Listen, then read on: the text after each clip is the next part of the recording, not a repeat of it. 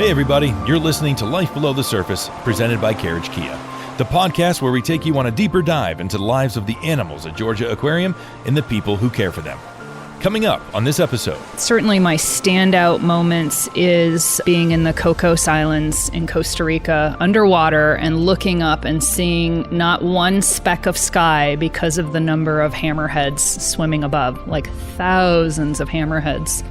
And I had the opportunity to do a blood draw on our whale shark, Yushan. And in that moment, you're swimming up to this really large creature and being able to accomplish that and knowing that the blood work was going to help tell us something about the animal and his health, but also go to research to help whale sharks in the wild. That's a moment that is really memorable for me and really sticks out. I'm Josh Blaylock. For the past 20 years, I've been in the zoological community.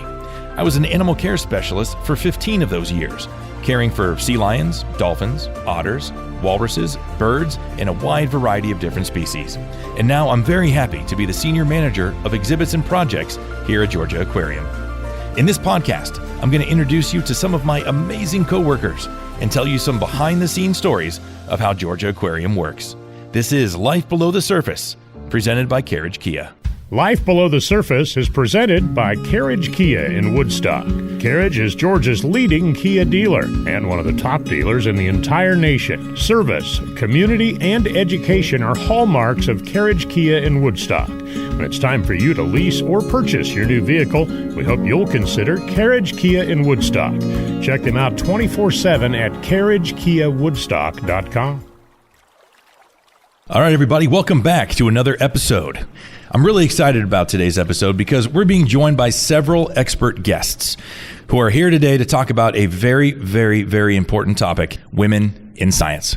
I'm being joined by Dr. Lisa Hoops, the Director of Research and Conservation, Kim Stone, the Director of Fish and Invertebrates, and Leah Neal, Curator of Fish and Invertebrates. Ladies, welcome to Life Below the Surface. Thanks for having us, Josh. Thank you, Josh. Happy to be here. All right. Happy to have you guys here. This is going to be a lot of fun. This is kind of like a panel discussion. It's kind of the first time in this Life Below the Surface podcast where we've actually had so many guests. So we're going to get the chance to really kind of dive into each one of your kind of unique and individual stories. And yeah, so I'm excited. Let's just jump right into it. So I'm actually going to start, Lisa, with you. So each one of you has your own kind of special, unique, and inspiring career journey. Could you just tell us a little bit about kind of how you got started? Yeah, absolutely. I think my interest in marine biology and all things ocean started as a child. And I think that's maybe a common theme for a lot of us. I grew up in Michigan, always outside catching snakes and frogs and spending time in lakes. And so animals were a very easily identified career path for me. And really it was watching Jacques Cousteau as a kid, I'm aging myself a bit there, that really inspired me to go the marine route instead of a more freshwater route. And so that's what started the journey. Went off to grad school, studied marine biology, studied a bunch of very cool marine creatures, and eventually found my way here to the Georgia Aquarium. So it was fortuitous and feel very lucky to have the job that I have now. Awesome. Leah, why don't you tell us about your journey to Georgia Aquarium here? I grew up in Rochester, New York, so a little bit of water, but not really near the ocean. But I always loved being in the water as a kid. My mom couldn't get me out of the pool. So I started competitively swimming at 8 and just always really loved the water. I went off to school to study biology and thought I might be a doctor or something like that. Where I went to school in Boston has a co-op program where you can work for 6 months and then you go to school for 6 months. And they had a panel of people come and talk about all the different jobs that could be done.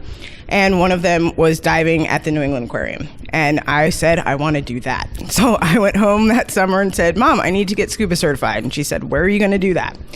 So I did that. And to this day, she'll say it's the best investment that she's ever made because she paid for it. I did not.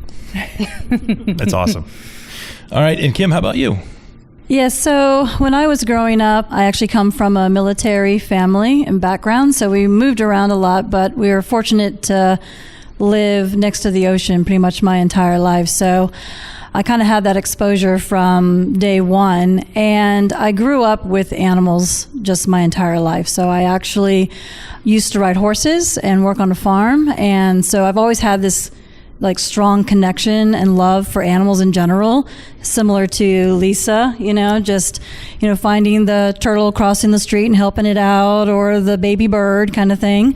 And I just always gravitated to the ocean. It was kind of my calming, peaceful place. And so when I went to school, I just had the opportunity to study it. And I was living in Virginia Beach, Virginia at the time when I was in college, and I was fortunate enough to start my career in public aquariums fairly young. I was like in high school when I started volunteering. I started working as a volunteer, as a docent, out in front of the habitats and working birthday parties and out on the trail. And I actually even worked at the IMAX theater at the building there too. So, and I've just worked my way up and stuck with it. And here I am today at the Georgia Aquarium. That's awesome. I think it's really cool to hear, especially for our listeners out there, that all three of you, basically, this is kind of what you wanted to do, and you worked your whole lives to get where you are. And all three of you are, this is definitely a compliment. It's extremely true. All three of you are extremely prominent people here in this organization, in this aquarium. So that's really cool, and hopefully can be inspiring to some listeners out there that if you're really committed to getting into this field or caring for animals or doing research, things like that, that almost a vast majority of us here had that same dream and decided to pursue it. So that's really awesome. And I guess for some of those listeners out there as well who have this kind of career in mind, and Leah, you can kind of start us off here.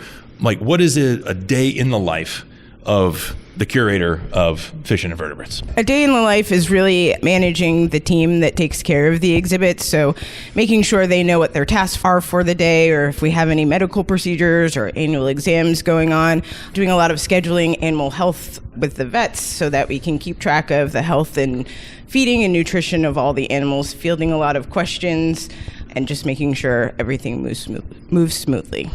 All right, Kim, how about you? My role here at Georgia Aquarium as director is working, side by side with Leah here with the entire fish and invertebrate team at the building.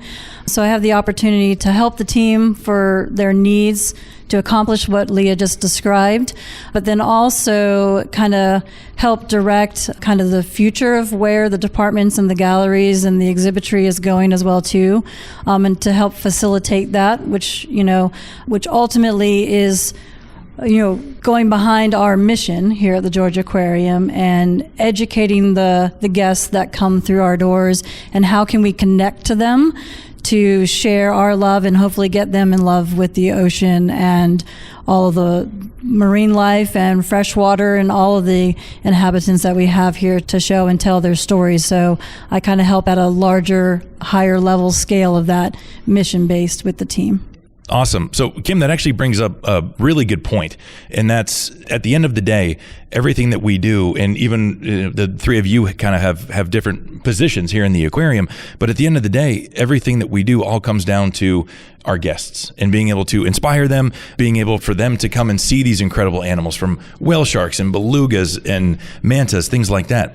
But not only does their visit kind of help inspire them and make that connection in person, it also does something that very few people actually know when they visit, in that it helps actually fund our research and conservation, which is ultimately a huge part of that mission as well, is that the things that we do here in Atlanta have repercussions worldwide.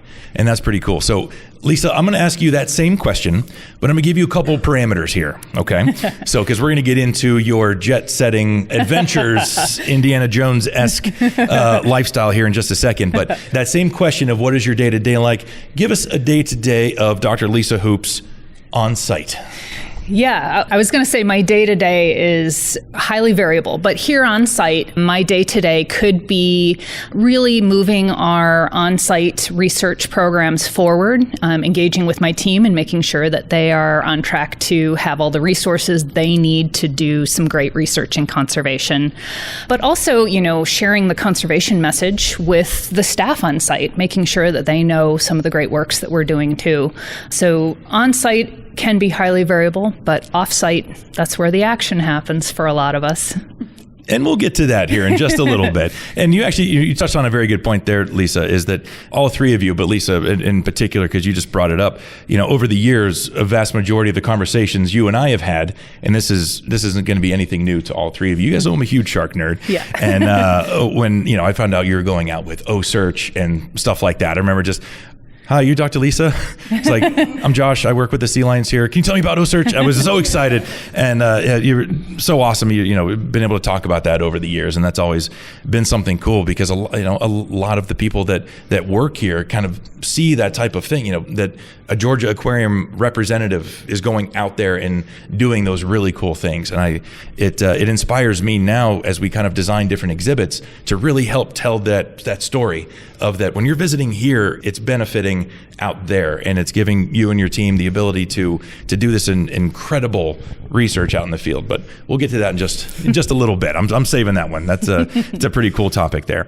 So that's cool. So that is all three of your kind of day-to-day kind of experiences, but all of you have been in the field for a very long time. And with today's topic kind of being women in science, unfortunately, there are still struggles that are faced by women today in the science field. We can honestly just come right out and say that it is still happening in this very day and age. Unfortunately, you guys are welcome to answer this however detailed you would like to. But Lisa, I'll kind of start with you. Can you kind of tell us about a struggle or something you've had to overcome being a woman in science? Yeah, absolutely. I think while visible role models in women in science is improving over the years, when I started out as a graduate student, there weren't many women advisors or instructors to really choose from for mentors. So most of my early mentors are men, which is great. They've been supportive and really helped me get to where I am in my career. But I think part of what makes that accessible is seeing people like yourself doing the job that you eventually want to do. So I think some of the early struggles for me were my master's work was heavily field intensive, and there were times when I was told that I couldn't go in the field because it wasn't safe for a woman to be in the field, or you couldn't do the job that they wanted to send the men in the field to do. And that was incredibly frustrating to me, and something I pushed against and pushed through and managed to get into the field and do the things that I needed to do and really prove myself. And so I think that's slowly changing, all for the good, and hopefully the three of us, and I know this to be true, are great mentors for others coming up in the field. And I think that's really key, is to share your experiences and pay it forward to the next generation so that they have access to see strong and successful women in the field that they want to be in. Very cool.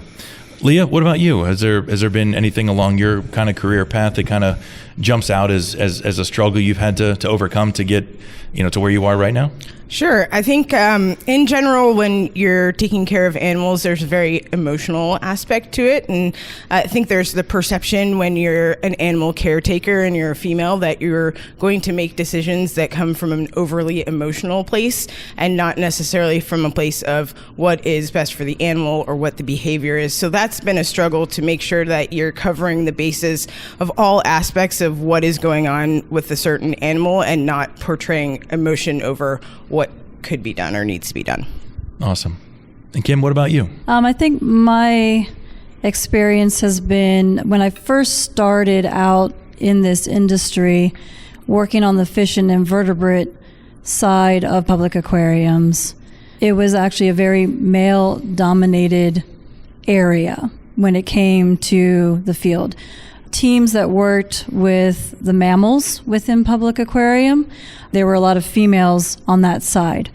Just to give you an example, so when we first start out in the field, the title of our job that we have is an aquarist. That's what we're called, that take care of the animals, the fish and invertebrate side. So as a new aquarist in this field, I joined a team at a previous facility prior to Georgia Aquarium, and out of a team of 13 aquarists, there were 2 females, myself and one other.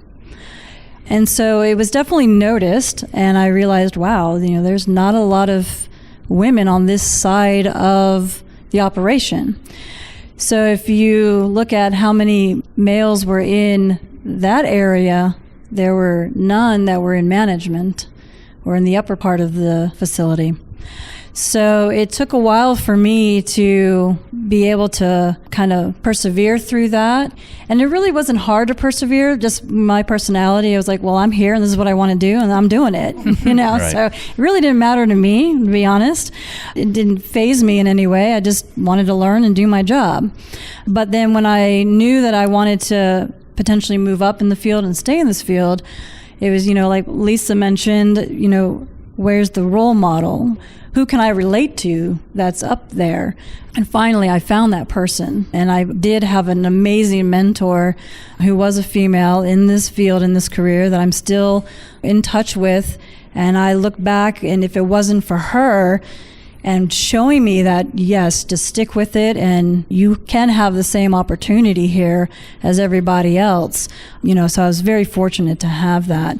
But it was a struggle, when you're working in fish and inverts, you're working with a lot of animals that typically, for instance, doing a physical on a large sawfish, when you're on a team of all men, where's the female going to be? Probably taking notes in the beginning, right? Well, luckily for me with my mentor, I was on the head of the shark. Like, she didn't see me, she didn't see males and females, she saw aquarists. And so I've taken that mentality myself, and that's how I've been able to manage in the future myself. Very cool. I know that wasn't probably easy for all three of you to share. I mean, that's kind of a very personal question there. One thing, as I was kind of looking into this topic a little bit more, kind of in preparation for this episode, it kind of took me back to as we were going through the different content and storyline ideas for the new Sharks Gallery, which is something that I worked on for quite a few years. It was extremely important, as we kind of learned about different shark research and things like that there was one individual, Dr. Eugenie Clark, that Dr. Eugenie Clark was kind of that amazing role model in that field that was very, very male dominated. And she ended up kind of rewriting the script on how people perceive sharks to this day. So it was extremely important. And I'm really proud that we actually were able to do it. That the lead off of the Fear to Fascination story arc of the Sharks Gallery, it all starts with Eugenie Clark and everything that she did. So, and it's really cool that, she is inspiring not just a generation of female scientists, but she's inspiring everybody for what she overcame. And it's the same with you guys as well. Leah and Kim, I know that your team, they look up to you guys and what you guys do, and that you guys are setting an amazing example for them as they pursue their careers. And Dr. Lisa, the same thing with your team, and being able to set those examples and kind of keep that going. So with all that being said, with those particular struggles, within the next 5 to 10 years, as things continue to hopefully progress, and Lisa, I'll start here with you. What are some areas that still need to be worked on? And let's go more specifically into the kind of the field research side of things for your question. Yeah, I think that's a great question. While we've come a long way as women in this field, we still have a way to go, and to bring women of color along with us on that journey. So seeing diversified faces at conferences and in the field, and in the field of marine conservation or marine biology, we're not there yet. And that's because there are some barriers to access for some of those folks in this field. So I think that's the next big push for us, is to be allies and to amplify the voices of everybody that wants to be in this field, regardless of their color or their background or how they identify. So I think we have a ways to go, and that is kind of where I see the next big push, is to make this field accessible to everybody. Kim, how about you?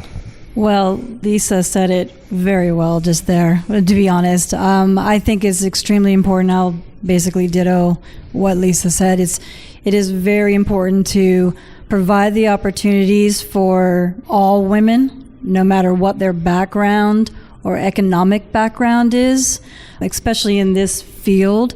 When you look at what we do and what we have to, the requirements for even an entry-level position to be a diver, that's a lot. That's a huge investment. It takes a lot of money. Mm-hmm. An investment, I know Leah mentioned that earlier. in the conversation as well, as far as the opportunity she had and support that she had from her family and her mother. Not everybody has that support structure, with them at times. So it's supporting those in whatever way they need it, and supporting women in whatever way they need it, and being able to give opportunities, whether it's even just exposure to what we do and opportunities to kind of work side by side with us to even see, is this something that interests them? Or by coming in and having time working side by side with us, maybe it piques an interest in another area of our operation that they didn't even know existed. I think is extremely important to support in that way. That's a very good point. I think you two both covered that pretty well. So Leah, for your kind of question here, you had mentioned earlier that a majority of your job is very staff. I mean, obviously the animals are the focus, but it's taking care of the staff that takes care of the animals. So with you in your position now as curator, what's something that you try to implement that might have been something that wasn't implemented when you first started for women in your field trying to continue to progress and advance their career?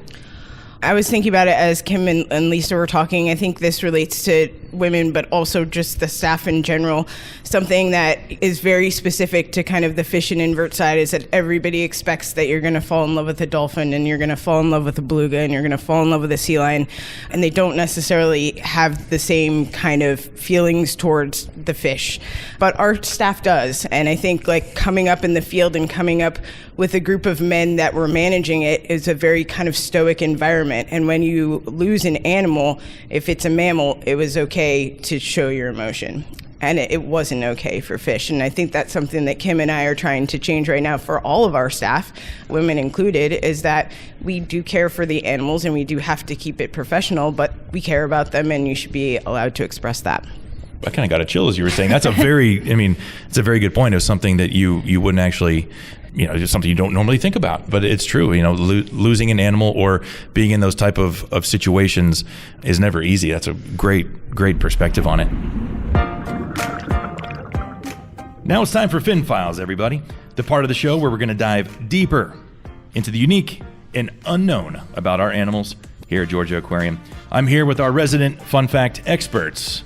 That would be Carly and Kelsey. I'm ready to dive in, ladies. What do we have today? So today, I love that you guys are talking about women in science, a topic very near and dear to my heart.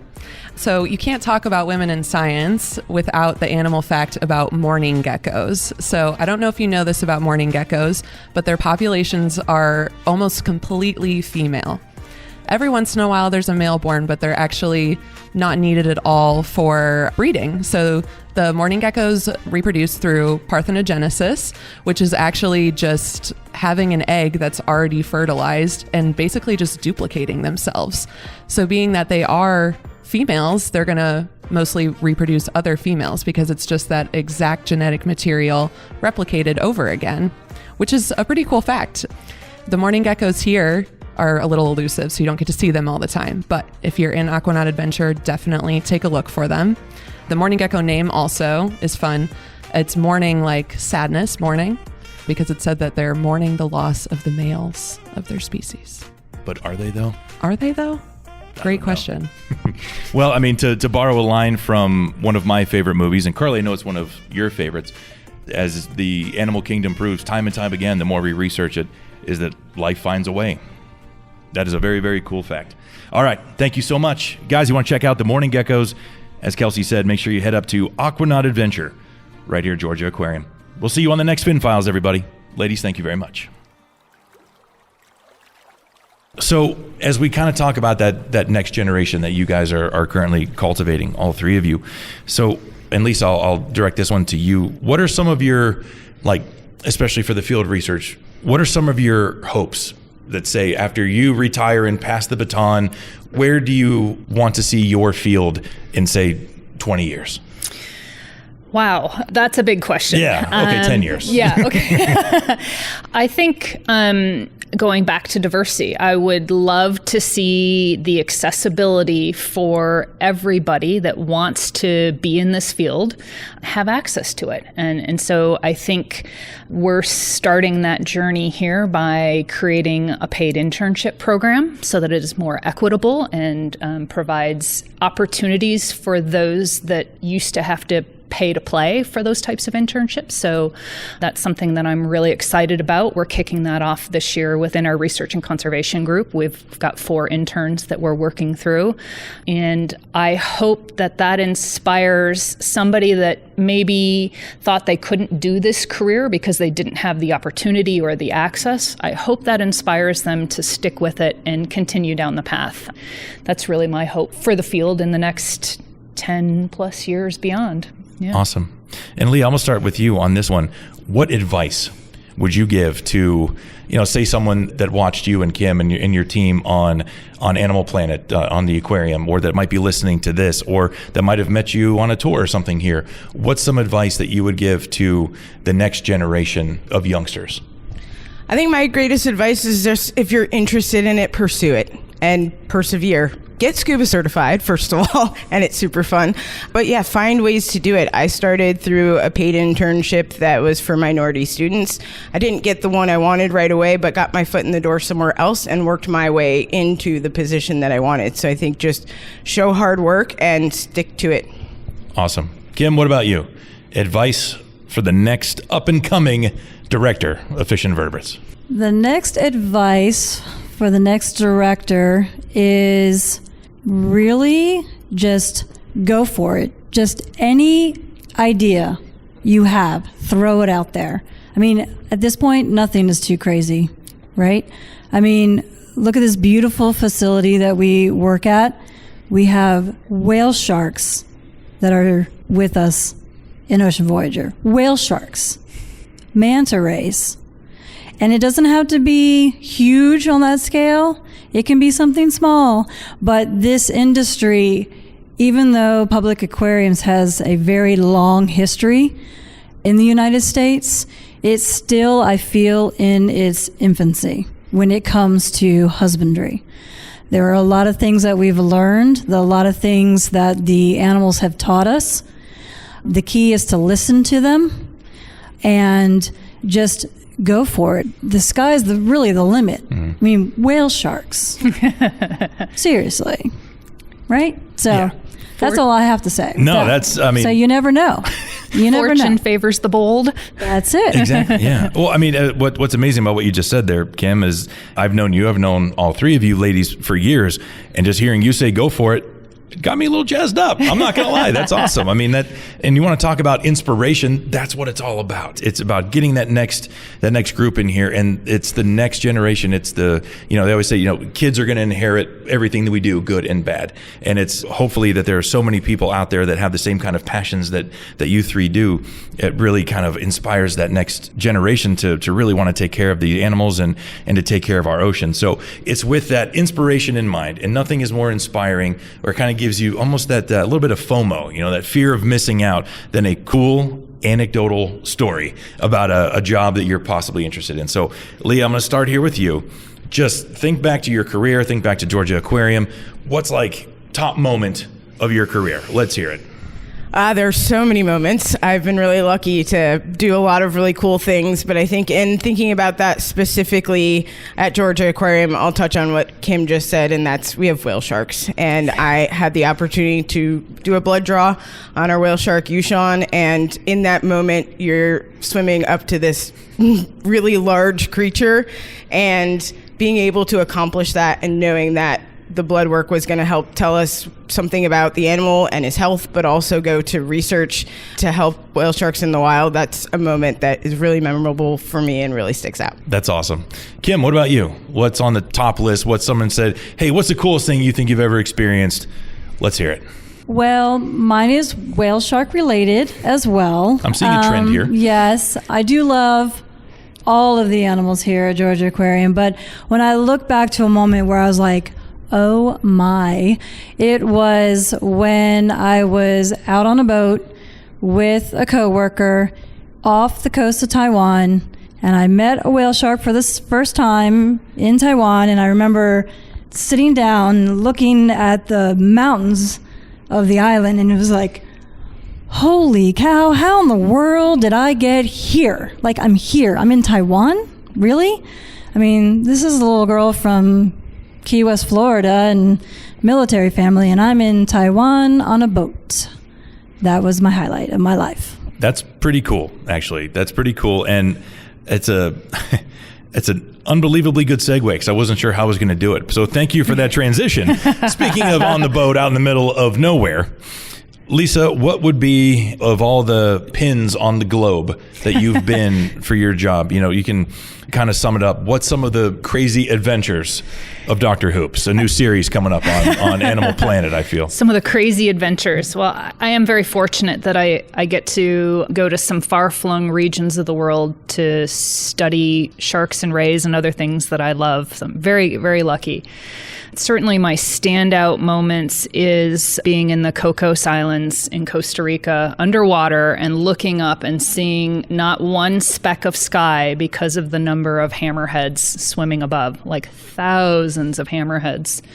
And it's one of the sharkiest places in the world, and just thinking of like the incredible diversity and how lucky I am to get to see this, and everybody should have the chance to get underwater and see that sight. So that's an inspiring moment, one of many. Yeah, that's very, very cool. All right, so as we're wrapping up here, I just want to say thank you very much for you guys. Your honesty in this episode has been amazing. You guys have given me chills just listening to your story, honestly, and I've known you guys for so long. So I really hope that some of our listeners out there can be inspired by what you guys have said, and I guarantee you that a vast majority of them actually have been. This is kind of an open-ended question because whoever might know the answer is welcome to answer. Say we have a young lady visitor that is interested in learning more about kind of women in science or about the different kind of female staff members and employees, or the three of you. Is there a resource that you guys know of, or a way that they can get more information about this sort of topic? Well, certainly start with the Georgia Aquarium website. That's a good place to start to figure out some of the great people that we have on staff and the different roles that we have here at the aquarium.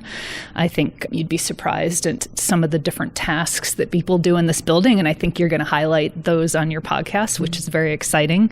So I would certainly start there. You can also see a snippet of some of the research and conservation that we do at the aquarium. Another thing, too, is here at the Georgia Aquarium is honestly just volunteering as soon as you have an opportunity to.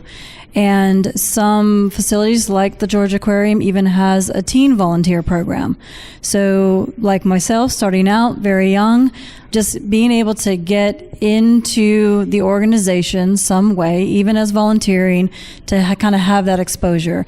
And the key is, once you're in there and you see and you learn about some of the staff that are on site, like Lisa, Leah, myself, and others, the thing is just come talk to us. We are absolutely 100% approachable, and just come find us, reach out in any way to anybody at any facility that you're working at. Because I guarantee you, if a little girl walked up to any one of us and asked us, how do you do what you do? Oh, we'll be there for hours talking to them. So that's the thing. We're here, and we're ready to help anybody and any young lady that comes through that door. That's awesome. And I can actually vouch for that as well. I've seen you guys talking to young ladies throughout the aquarium, and it's an awesome moment. It's extremely inspiring, and yeah, that's really cool. Leah, did you have anything to add? I was just going to follow up on what Kim had to say, and if you're a visitor or you're from out of town, just ask further. We're behind the scenes, so a lot of times people don't think they can come and find us, but ask any of our front guest-facing staff, and we'd be happy. In the end, all of the animal care teams love nothing more than to talk about what they do, so if you're able to find one, we'll absolutely be happy to talk about it. As a former animal care person myself, I can 100% vouch for that, because even after you leave that particular field of this industry, it's still something that sticks with you forever. And yeah, that's very important. So, Josh, I've got one more for you. Absolutely, go for it. The Gills Club. Gills Club is a Facebook organization that was started by a bunch of great shark scientists, ladies, and it's a resource to get young girls interested in all things sharky. So they do these great programs all over the country and at zoos and aquariums.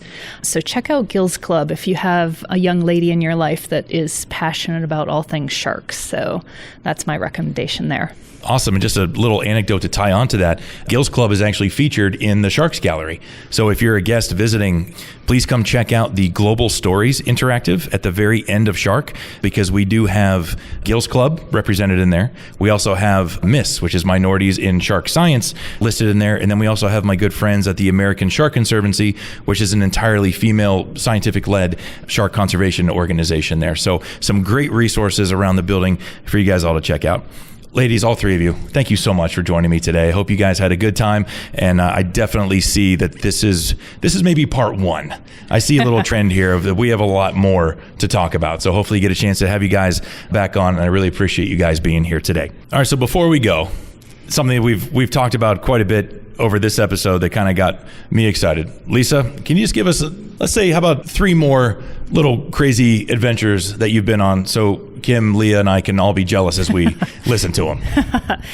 Well, as I said, I'm fortunate to get to go some really cool places and put some hands on some really cool animals. And so you touched on it earlier, O-Search and white sharks. I mean, the ultimate of the sharks in terms of their perception maybe as being ferocious. But my experience with white sharks is they're quite shy species, and they have a lot to teach us. There's a lot that's not known about them. And so getting to be out on a boat in the middle of the North Atlantic and catching these big animals, bringing them on board, and then being able to collect the variety of research samples to answer questions geared toward their conservation is just amazing. It's an amazing feat. And when people see those pictures, they're always shocked that we get to do that kind of stuff with that species. So that's one. That one's pretty cool.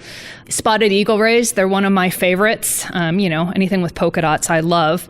So getting to spend time in beautiful Sarasota, catching these very beautiful, graceful animals and learning more about their diet. And then the part that I'm really proud about is bringing that information back here to Georgia Aquarium and working with Kim and Leah is to then adjust some of the diets that we feed our animals here based on what we know about them in the wild. A lot of the species we have here, we just need more research on them to fine tune and get better at animal care. So that's in one instance where I've been able to bring our field research back in-house. And that's very exciting to me. That helps tie the programs together quite nicely. And I guess baby tiger sharks, I mean, come on, right? The little stripy, cute little guys. We get to do baby tiger shark stuff in the Bahamas with some of our colleagues there, and adorable. What more can I say? I can honestly admit that they're adorable, as well. Yeah. And I can also say, too, if you ever need any help, you know where my office is. You're on the list. I have a passport with no stamps in it.